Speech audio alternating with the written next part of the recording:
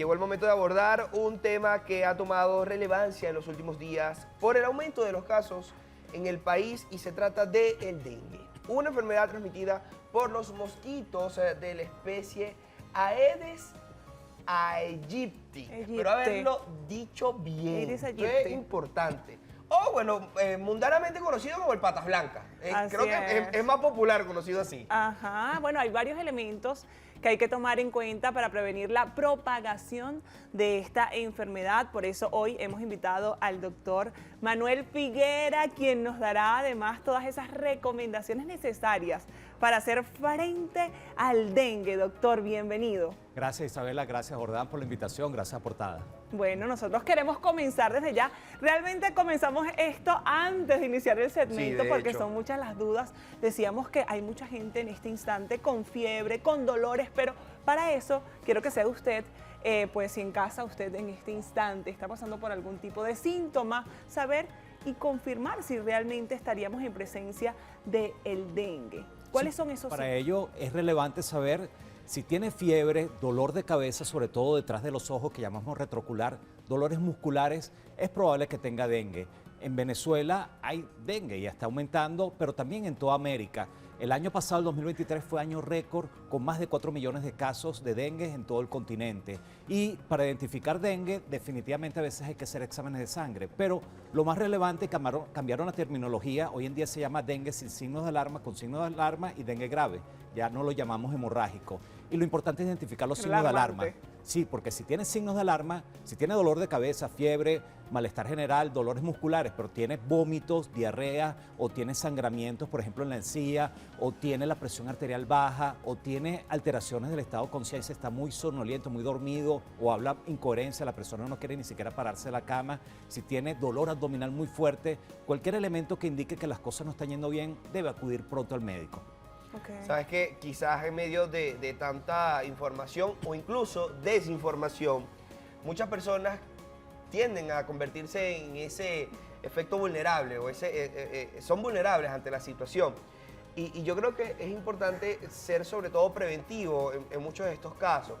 ¿Cuáles son las recomendaciones? Porque, claro, te das cuenta que tienes dengue, vas al médico y pues bueno, gracias a Dios te puedes tratar. A veces quizás hemos tenido malas noticias, pero quizás evitar el punto donde estoy enfermo, tengo que ir al médico. ¿Cómo podemos prevenirlo? Eso es lo más importante, Jordán, la prevención.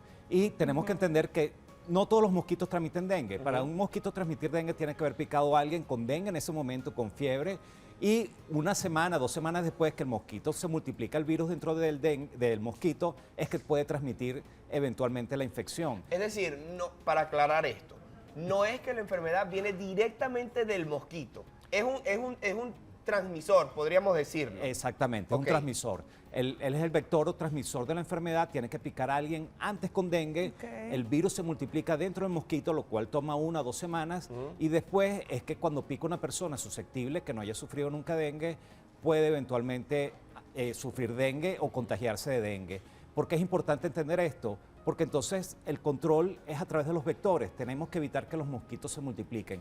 La fumigación no es suficiente porque la fumigación mata a los mosquitos adultos, pero tenemos que evitar que se formen y entonces en las larvas pudiéramos poner abate, que se usaba mucho para controlar los mosquitos en las fuentes de agua. Tenemos que tapar las fuentes de agua, los materos, los floreros, todos esos elementos. Las fuentes donde queda tanta agua. Y las fuentes y todo eso debemos controlar la presencia de los mosquitos y es parte del trabajo que debemos hacer. Igualmente si es difícil porque vivimos una zona donde hay muchos mosquitos, tener mosquiteros en las ventanas, poner a los niños pequeños, las personas vulnerables durmiendo en mosquiteros.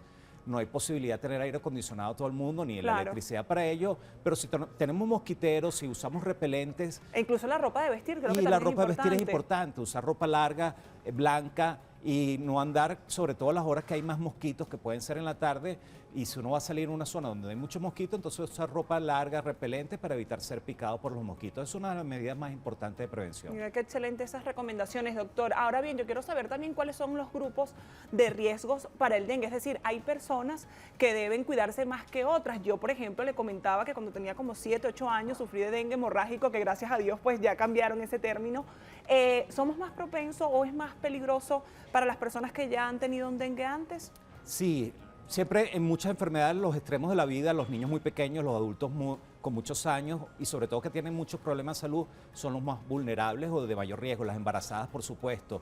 Pero con dengue pasa la particularidad, se cree que el dengue es grave, lo que llamamos hemorrágico, ocurre con mayor posibilidad en las personas que tuvieron dengue una primera ocasión. Y cuando repite esta segunda ocasión de dengue, de alguna manera el sistema de defensa se vuelve exagerado y ataca al propio cuerpo. Lo que nos defiende contra las enfermedades se trabasa en sus funciones y entonces empieza a bajar las plaquetas, empieza a atacar distintos elementos, se pierde líquido y las personas entonces se deshidrata entre comillas, pero es que está hinchándose, está bajando la presión arterial y por eso lo más importante cuando hay un dengue grave o un dengue con signos de alarma es la hospitalización. Y uno dice, bueno, pero lo que me están colocando es hidratación y más nada. Es que ese es el tratamiento, vigilar la presión arterial, vigilar de que no hayan complicaciones y dar hidratación. En dengue, a pesar que bajan las plaquetas, no es necesario transfundir en general. Y es importante entender que hay medicamentos que pueden afectar la función plaquetaria, como puede ser las aspirinas o el ibuprofeno, ketoprofeno, y hay que dar acetaminofén. Si sospecha de dengue, tome acetaminofén. Si tienen algún elemento de alarma, consulte con su médico lo más pronto posible. No sea irresponsable. Solo acetaminofén entonces.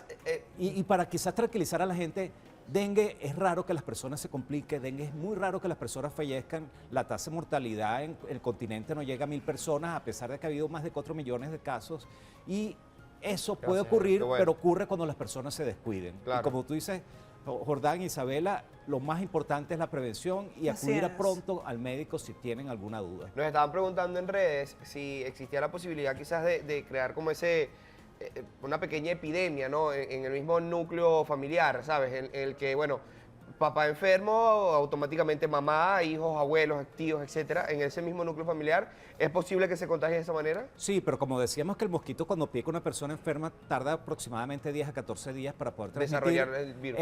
Eventualmente, si hay varias personas con los mismos síntomas, es que el mismo mosquito les picó y ya había picado antes a otra persona. Ay, entonces, pero las probabilidades no son tan altas, ¿o sí? Sí, porque al final los mosquitos suelen, hay la Aedes aegypti, que era el que nombrabas, también está la Aedes albopictus, que suele llamarle el tigre asiático, porque es muy agresivo, le encanta picar a muchas personas.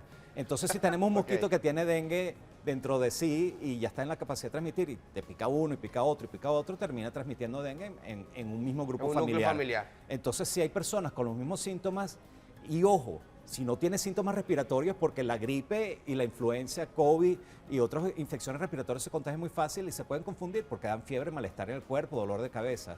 Pero dengue no da tos. No da tos, no da flema. Eso es un elemento ese para diferenciar entre una u otra cosa. Importantísimo. Mira, ya nosotros estamos aquí con el doctor, preguntas, ya tenemos que irnos a un corte, pero no quería antes que nos fuéramos sin una recomendación. Nos decía el acetaminofén como medicamento, pero a la hora de consumir alimentos que nos puedan mantener esas plaquetas altas o ese organismo como debería de estar para, bueno, cuando venga una enfermedad como el dengue, ni Dios lo quiera, las defensas altas, ¿qué podríamos consumir? Lo importante es tomar mucho líquido.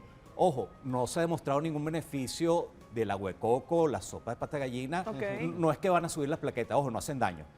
La puede tomar si le gusta, pero hay gente que lo obliga a tomar cosas que no le gusta y a lo mejor eso le provoca náuseas o vómito. Entonces, si uno ve las patas de gallinas así, oye, no me den eso. La abuela diciéndote, no, que tomas sopa de pate pollo, que eso te sube las defensas. Dame un caldito de pollo que sí me gusta, o dame una sopita que sí me gusta, dame agua de coco si me gustara. Entonces, en ese sentido hay que hidratarse muy bien. Y de alimentos, no hay ningún alimento realmente que sea contraproducente. Ok, bueno, doctor, muchísimas gracias por estar con nosotros. Ustedes en casa tengan muchísimo cuidado y utilicen repelente para los mosquitos.